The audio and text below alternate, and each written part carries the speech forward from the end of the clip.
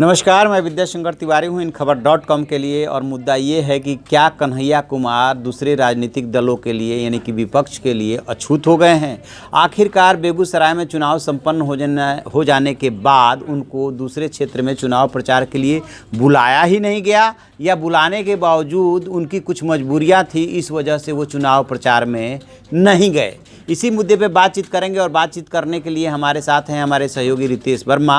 वो डिटेल बताएंगे कि कहाँ कहाँ उनको बुलाने की बात थी और क्यों नहीं बुलाया गया, बुलाया भी गया या बुलावा आया और वो गए नहीं। रितेश जी, जो एक घोषित कार्यक्रम था उनका चुनाव प्रचार का बेगूसराय के अलावा, बेगूसराय में अपने चुनाव के अलावा जो एक घोषित कार्यक्रम था वो कांग्रेस के दिग्विजय सिंह ने खुल के कहा था, मीडिया से भी कहा कि कन्हैया कुमार के वो समर्थक हैं और कन्हैया कुमार उनके प्रचार के लिए 8 और 9 मई को भोपाल आ रहे हैं। बाद में ये बताया गया कि कांग्रेस की जो वहाँ के नेता हैं, कमलनाथ हैं और बाकी लोग जो भी हैं कांग्रेस के नेता, उन लोगों का ये राय हुआ कि कन्हैया कुमार को बुलाने से विपक्ष को एक अनावश्यक मुद्दा मिल जाएगा। कन्हैया कुमार के भोपाल में प्रचार से दिग्विजय सिंह को फ़ायदा होगा, कांग्रेस को फ़ायदा होगा, ये नहीं होगा इसकी कोई गारंटी नहीं, लेकिन नुकसान की गारंटी है। लेकिन नुकसान की गारंटी है कि भाजपा या कन्हैया कुमार के खिलाफ जो भी लोग देशद्रोह और बाकी तमाम इस तरह की बातें करते हैं, वो इसको मुद्दा बनाएंगे कि ये देखिए पाकिस्तान प्रेमी थे दिग्विजय सिंह, उनको भी पाकिस्तान प्रेमी लोग बताते हैं, मुसलमान प्रेमी बताते हैं। यहाँ तक कि अभी मैं देख रहा था 2-4 दिन पहले एक टीवी इंटरव्यू में उनको जो पत्रकार थे उन्होंने मौलाना दिग्विजय सिंह के संबोधित किया। तो दिग्विजय सिंह की जो छवि है उस छवि में वो नाले पे दहला हो जाता कन्हैया कुमार का जाना। तो कांग्रेस में ये हो सकता है बाद में विचार हुआ हो कि कन्हैया कुमार को लाने से नुकसान ज़्यादा हो सकता है और फ़ायदा कम होगा। तो कांग्रेस के वहाँ दिग्विजय सिंह के कार्यक्रम में घोषणा के बावजूद कन्हैया कुमार का भोपाल में चुनाव प्रचार कार्यक्रम नहीं हो सका। और ये भी बताया जा रहा है कि कन्हैया कुमार बीमार भी हैं। इस बीच उनके परिवार के लोगों का कहना है कि वो बीमार हैं, उनको गर्दन में कुछ तकलीफ़ है। चुनाव प्रचार में लगातार 2-3 महीने से वो गांव-गांव की खाक छान रहे थे, गाड़ियों पे घूम रहे होंगे, सड़कें अच्छी नहीं होंगी तो शरीर में कहीं जगह हो सकती तकलीफ़ हो गई हो तो उसका इलाज करवा रहे हैं, लेकिन वो इलाज दिल्ली में करवा रहे हैं। तो एक संभावना ये भी थी कि आम आदमी पार्टी के लिए भी प्रचार कर सकते थे, क्योंकि अरविंद केजरीवाल या शत्रुघ्न सिन्हा इस तरह के कई लोग हैं जो कन्हैया कुमार के पक्ष में सोशल मीडिया पे या खुल के भी बोलते रहते हैं। चर्चा थी कि वो शत्रुघ्न सिन्हा के पक्ष में प्रचार करने के लिए 16 मई को पटना जा सकते हैं रोड शो करने के लिए, जिसको अभी परिवार ने मना कर दिया कि वो वहाँ नहीं जा रहे हैं। आम आदमी पार्टी दिल्ली में चुनाव लड़ रही है और वो दिल्ली में इलाज करा रहे हैं।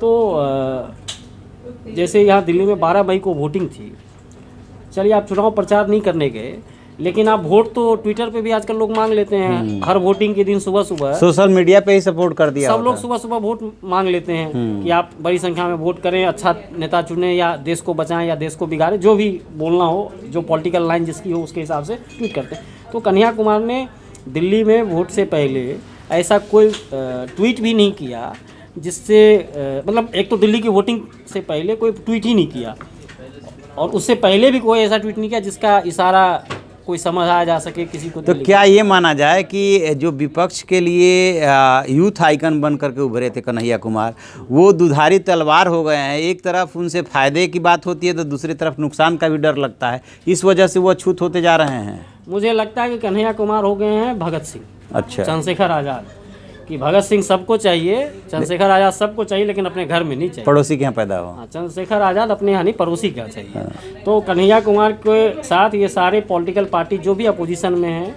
नरेंद्र मोदी के खिलाफ, भाजपा के खिलाफ, एनडीए के खिलाफ, जिसके खिलाफ कन्हैया कुमार सोशल मीडिया पे और एक सेक्शन जो यंग वोटर्स का है उसके बीच काफ़ी लोकप्रिय होकर उभरे हैं अपने भाषण शैली के कारण, अपने टू द पॉइंट आर्गुमेंट्स के कारण। तो उनको लगता होगा कि इनको हम अपने पास बुलाएं और इसमें हमको लेने का देना ना पड़ जाए, जो फ़ायदा हम इनको बुलाएं कि हमारा कुछ वोट बढ़े। और कन्हैया कुमार का कोई पर्सनल वोट बैंक है नहीं, मतलब आप जैसे चंद्रशेखर आज़ाद रावण को बुला लें तो एक पर्सनल वोट बैंक है उनका कुछ इलाकों में, भीम आर्मी का। अगर आप जिग्नेश मेवानी को बुला लें तो उनका उस इलाके में कोई पर्सनल वोट बैंक है। लेकिन कन्हैया कुमार का उस तरह से कोई पर्सनल वोट बैंक नहीं है, एक पब्लिक इमेज है, एक पब्लिक इमेज है। तो मुझे लगता है कि अरविंद केजरीवाल की आम आदमी पार्टी हो या दिग्विजय सिंह की कांग्रेस पार्टी हो या शत्रुघ्न सिन्हा भोपाल में हो, पटना में हो, या इस तरह के जो भी लोग भाजपा के खिलाफ लड़ रहे हैं, नरेंद्र मोदी के खिलाफ लड़ रहे हैं, उनको ये लगता होगा कि कन्हैया को बुलाने से हमको कोई फ़ायदा मिलेगा, एक वोट बढ़ेगा या नहीं बढ़ेगा इसकी गारंटी कोई नहीं ले सकता, लेकिन हमको 2-4-10 वोट कम हो जाएगा या 2-4-10 बेमतलब के हम पे आरोप विपक्ष की तरफ से लगेंगे, इससे बचने के लिए लोग। तो आप ये कहना चाहते हैं कि जिस तरह से जिन दोनों का नाम लिया आपने, जिग्नेश मेवाड़ी और चंद्रशेखर आज़ाद का, जी, कि उनका जो जाति बेस है, जात का जो बेस है, अब जिग्नेश मेवाड़ी यदि बेगूसराय प्रचार करने जाते हैं या वो दिल्ली में भी आते हैं तो वो चूँकि दलित चेहरा बन रहे हैं और वो भी यूथ हैं तो उनकी एक एक्सेप्टेंस भी बन रही है, और ठीक इसी तरह से चंद्रशेखर के साथ भी है। वहाँ पे कन्हैया कुमार कहीं ना कहीं लैग कर रहे हैं कि उनका कोई जाति बेस इस तरह का नहीं है। बेशक वो यूथ में लाइक किए जाते हैं और आइकन भी हैं, लेकिन वो बेस उनके पास नहीं है। जाति तो उनकी बहुत मजबूत है, बेगूसराय की संसदीय राजनीति में भी, चुनावी राजनीति में भी, और बिहार की राजनीति में भी भूमिहार जाति से वो आते हैं, उसका ठीक ठाक वर्चस्व है, दबदबा है। लेकिन जो भूमिहार जाति का वोट है वो आमतौर पर इस समय इतिहास के इस कालखंड में जो इस समय की राजनीति में वो भाजपा के साथ है। एक ज़माने में वो कांग्रेस के साथ हुआ करता था। तो कुछ जातियां ऐसी हैं जो सत्ता के साथ मूवमेंट करती हैं। जब कांग्रेस का अच्छा समय था तो भूमिहार, ब्राह्मण, ये सब कांग्रेस के वोटर थे। अब आज भाजपा मजबूत है तो आज की तारीख में वो भाजपा के साथ आ गए, ब्राह्मण और भूमिहार। तो जाति इनकी ठीक है, जातिगत तौर पे आप देखेंगे तो ये मजबूत जाति से हैं, मजबूत जाति से है, लेकिन वो जाति ना एक पॉकेट में ही है, मान लें। लेकिन उस जाति का जो ऑडियंस है, उस जाति के जो वोटर्स हैं, उसमें जो अपील है वो भाजपा की है, वो नेचुरली इस समय भाजपा के साथ हैं। तो कन्हैया कुमार का उपयोग कोई भाजपा के वोट, मतलब भूमिहार, अगर दिल्ली में उनका कोई ये सोचता है कि उनको ला के हम भूमिहार का वोट ले आएंगे, तो ऐसा नहीं होगा।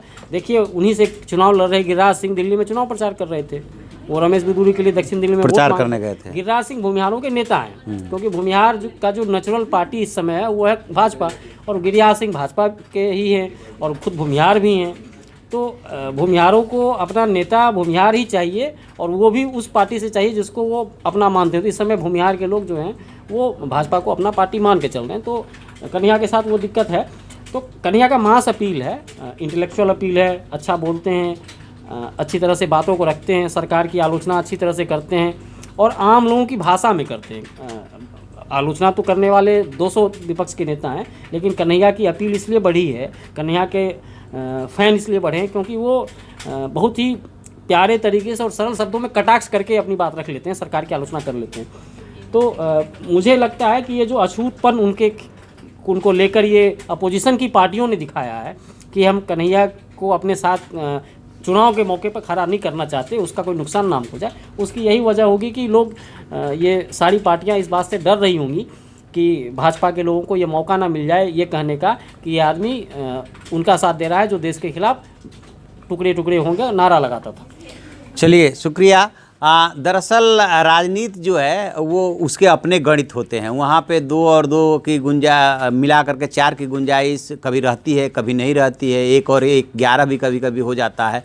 कन्हैया कुमार के साथ जो बात हो रही है वो ये हो रही है कि जिस तरह से जातीय बेस होना चाहिए उस तरह से कन्हैया कुमार का जातीय बेस है भी थोड़ा बहुत, तो लेकिन उसमें उस जाति में वो नेता के रूप में इस्टेब्लिश हो पाए हों और वो वोट दिलवा सकते हों, ऐसी उनकी स्थिति नहीं बन पाई है। बेशक उनका मास अपील है, तार्किक ढंग से अपनी बात रखते हैं, लिहाजा यूथ में, ख़ास तौर से यूथ में पसंद किए जाते हैं और लोग भी पसंद करते हैं, लेकिन उस तरह से वो इस्टेब्लिश अभी नहीं हो पाए हैं। शायद यही वजह होगी, या एक वजह ये मानी जा रही है कि देशद्रोह के मामले में चूँकि उनके ऊपर अभी केस चल रहा है, वो भी अभी झगड़े में है कि उनके खिलाफ आरोप पत्र उस धारा के तहत दाखिल होगा या नहीं होगा, लेकिन अभी राजनीतिक दलों को उनसे डर लग रहा था, यही वजह हो सकती है, और कोई वजह नज़र नहीं आ रही है जिसकी वजह से वो थोड़े दिनों के लिए अछूत बन गए। तो कन्हैया कुमार की गतिविधियों पे और उनको लेकर के कब वो कहाँ पे हैं हम नज़र बनाए हुए हैं। जो भी डेवलपमेंट पता चलेगा हम ज़रूर आपको अपडेट कराएंगे। आप ऐसी खबरों के लिए देखते रहिए हमारा डिजिटल चैनल इन खबर।